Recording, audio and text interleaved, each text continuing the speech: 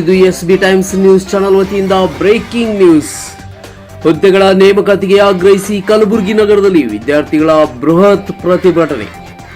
Akzo ಸಂಘಟನೆ ವತಿಯಿಂದ ಹೋರಾಟ. ನಗರದ ಜಗತ್ ವೃತ್ತದಿಂದ DC ಕಚೇರಿಯವರೆಗೆ ಬೃಹತ್ ಪ್ರತಿಭಟನಾ ಮೆರವಣಿಗೆ ಆರಂಭ. ಪೊಲೀಸ್ ಇಲಾಖೆ ಹೋರಾಟಕ್ಕೆ ಅನುಮತಿ ನೀಡದ ಹಿನ್ನೆಲೆ ಹೈಕೋರ್ಟ್ ಮೂಲಕ ಅನುಮತಿ ಪಡೆದ ಆಕ್ಸಾ ಅಧ್ಯಕ್ಷ ಕಾಂತ್ ಕುಮಾರ್ 1 ತಿಂಗಳಲ್ಲಿ ನೇಮಕಾತಿ ಮಾಡುವುದಾಗಿ ಹೇಳಿ ಮಾತು ತಪ್ಪಿದ ಸರ್ಕಾರದ ವಿರುದ್ಧ ವಿದ್ಯಾರ್ಥಿಗಳ ಆಕ್ರೋಶ. ನೇಮಕಾತಿಯಲ್ಲಿ ನಡೆದ ಅಕ್ರಮ ಕುರಿತು CBI ತನಿಖೆಗೆ ಆಗ್ರಹಿಸಿ ಹೋರಾಟಕ್ಕೆ ಕರೆ. ಹೋರಾಟದಲ್ಲಿ ಸಾವಿರಾರು ವಿದ್ಯಾರ್ಥಿಗಳು ಭಾಗಿ. ಅಹಿತಕರ ಘಟನೆಗಳು ಜರುಗದಂತೆ ಬಿಗಿ ಪೊಲೀಸ್ ಬಂದೋಬಸ್ತ್. ಇದೇ ಸಂದರ್ಭದಲ್ಲಿ ಅಖಿಲ ಕರ್ನಾಟಕ ರಾಜ್ಯ ವಿದ್ಯಾರ್ಥಿಗಳ ಸಂಘದ ಅಧ್ಯಕ್ಷ ಕಾಂತ್ ಕುಮಾರ್ ವಿದ್ಯಾರ್ಥಿಗಳ ವಿವಿಧ ಬೇಡಿಕೆಗಳನ್ನು ಈಡೇರಿಸುವಂತೆ ಒತ್ತಾಯಿಸಿ ಪ್ರಾಸ್ತಾವಿಕ ಮಾತುಗಳನ್ನು ಆಡಿದರು. ಹಾಗೂ ಸಾಮಾಜಿಕ ಕಾರ್ಯಕರ್ತ ಸಿದ್ದು ಹಿರೇಮಠ ಹಾಗೂ ಆಂದೋಲನ ಶ್ರೀ ಹಾಗೂ ಪಾಳಮಠದ ಶ್ರೀ ಗುರುಮೂರ್ತಿ ಶಿವಾಚಾರ್ಯರು ಮತ್ತು ಬಿಜೆಪಿ ಪಕ್ಷದ ಯುವ ನಾಯಕರಾದ ಚಂದು ಪಾಟೀಲ್ ಸೇರಿದಂತೆ ಈ ಪ್ರತಿಭಟನೆಯನ್ನ ಉದ್ದೇಶಿಸಿ ಮಾತನಾಡಿದರು. ಶಿವಕುಮಾರ್ ಬಿ ಬಿರಾದರ್ ಸಾರಥ್ಯದಲ್ಲಿ ನೂತನವಾಗಿ ಪ್ರಾರಂಭಗೊಂಡ SB ಟೈಮ್ಸ್ ನ್ಯೂಸ್ ಚಾನೆಲ್. ನಮ್ಮ ಚಾನೆಲ್ ಅನ್ನು ಹೆಚ್ಚಿನ ಸಂಖ್ಯೆಯಲ್ಲಿ ವೀಕ್ಷಿಸಿ, ಲೈಕ್ ಮಾಡಿ ಹಾಗೂ ಶೇರ್ ಮಾಡಿ. ಕುಟುಂಬದವರು ಎಕ್ಸಾಮ್ ಬರೀತಾ ಇದ್ದಾರೆ, ಅವ್ರು ಬರ್ಬೇಕಾಯ್ತು. ಇವತ್ತೇನಾದ್ರು ಅಂಬೇಡ್ಕರ್ ಏನಾದ್ರು ಬದುಕಿದ್ರೆ ಈ ಅಸೆಂಬ್ಲಿ ಮತ್ತೆ ಅಸೆಂಬ್ಲಿ ಇರೋಂತ ಎಲ್ಲರಿಗೂ ಸಾಯಿಸ್ಬಿಡ್ತದೆ ಅಂತ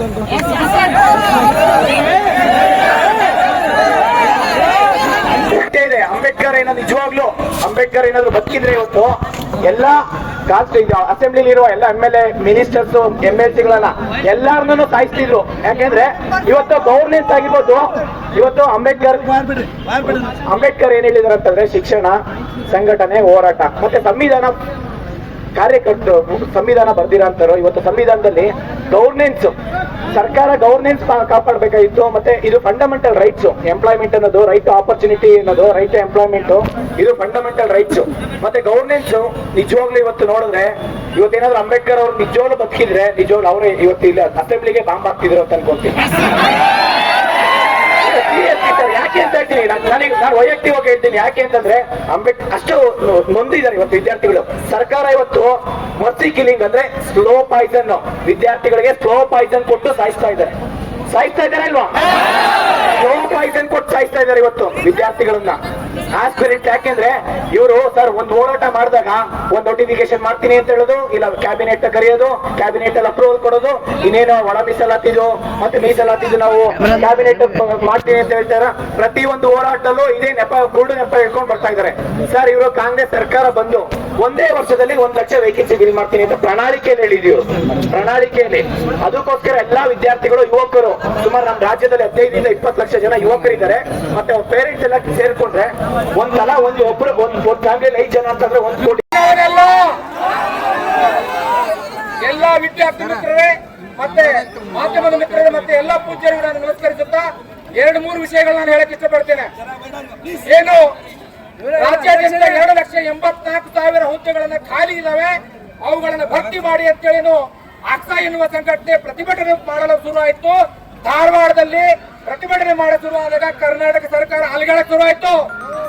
ಯಾಕಂದ್ರೆ ವಿದ್ಯಾರ್ಥಿಗಳ ಒಂದು ಶಕ್ತಿ ರಾಜ್ಯ ರಾಷ್ಟ್ರವನ್ನು ಅಲಿಗಡಿಸುತ್ತೆ. ಅದರಂತೆ ನಮ್ಮ ಕಲಬುರಗಿಯಲ್ಲೂ ಕೂಡ ಇವತ್ತು ಆಕ್ಸಾ ಸಂಘಟನೆಯವರು ವಿದ್ಯಾರ್ಥಿ ಸಂಘಟನೆಯವರು ಪ್ರತಿಭಟನೆ ಮಾಡ್ತೀನಿ ಅಂದಾಗ ನಾವು ಅವರಿಗೆ ಎಲ್ಲರೂ ಬೆಂಬಲ ಕೊಟ್ಟು, ಅದ್ರ ಜೊತೆಗೆ ನಾವು ವಿಡಿಯೋ ಕೂಡ ಮಾಡಿಬಿಟ್ಟು ಎಲ್ಲರೂ ಬೆಂಬಲ ಕೊಡಿ. ಯಾಕಂದ್ರೆ ನಮ್ಮ ಭಾಗದಲ್ಲಿ ಅತ್ಯಂತ ಹಿಂದುಳಿದ ಭಾಗ ನಮ್ಮಿದೆ. ಇಲ್ಲಿದ್ದಂತ ಉಸ್ತುವಾರಿ ಸಚಿವರ ಆಸ್ತಿ ಮೇಲೆ ಆಗ್ತಾ ಇದೀವಿ, ನಮ್ಮ ಬಡವರಿಗೆ ಯಾರು ನೌಕರಿ ಸಿಗ್ತಾ ಇಲ್ಲ.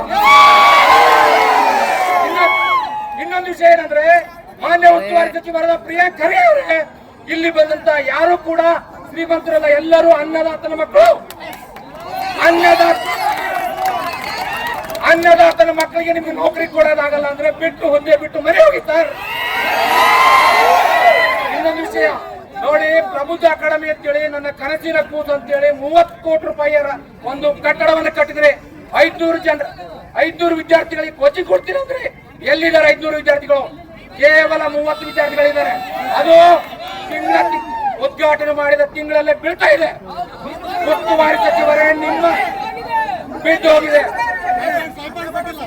ಅಲ್ಲಿರುವ ವಿದ್ಯಾರ್ಥಿಗಳಿಗೆ ನಿಮ್ಗೆ ಸ್ಕಾಲರ್ಶಿಪ್ ಕೊಡೋದಾಗಿಲ್ಲ ಅಂದ್ರೆ, ಬುಕ್ ಕೊಡೋದಾಗಿಲ್ಲ ಅಂದ್ರೆ ರಾಜೀನಾಮೆ ಕೊಡಿ.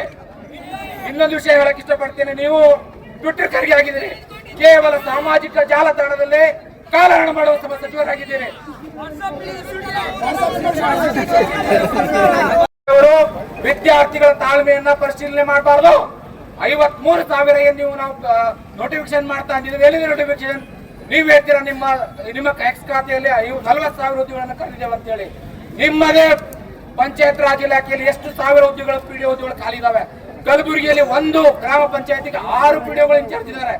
ಅಂಬಲ್ಗ ಎನ್ನುವ ಗ್ರಾಮ ಪಂಚಾಯತಿಗೆ 6 ತಿಂಗಳಿಂದ ಪಿಡಿಒ ಇಲ್ಲ ಅಂತೇಳಿ ಅಲ್ಲಿದ್ದಂತ ಕಾರ್ಮಿಕರು ರೈತರು ಪ್ರತಿಭಟನೆ ಮಾಡಿದ್ರು.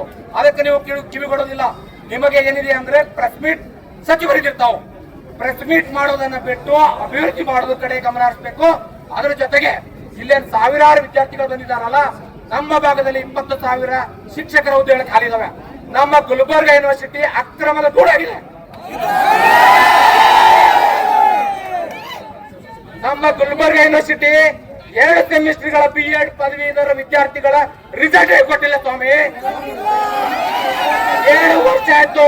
ನೀವು ಬರ್ತೀರಾ, ಪ್ರೆಸ್ ಮೀಟ್ ಮಾಡ್ತೀರಾ, ಹೋಗ್ತೀರಾ.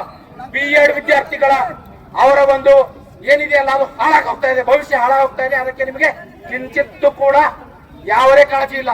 ಅದಕ್ಕೆ ಪ್ರೆಸ್ ಮೀಟ್ ಖರ್ಗೆಜಿ ಅವರೇ ದಯಮಾಡಿ 2,58,000 ಹುದ್ದೆಗಳಲ್ಲಿ ಖಾಲಿ ಇದಾವೆ. 53,000 ಹುದ್ದೆಗಳನ್ನು ನೀವು ನೋಟಿಫಿಕೇಶನ್ ಮಾಡ್ತೀವಿ ಅಂತಿದ್ರೆ ಕೂಡಲೇ ಮಾಡಬೇಕು.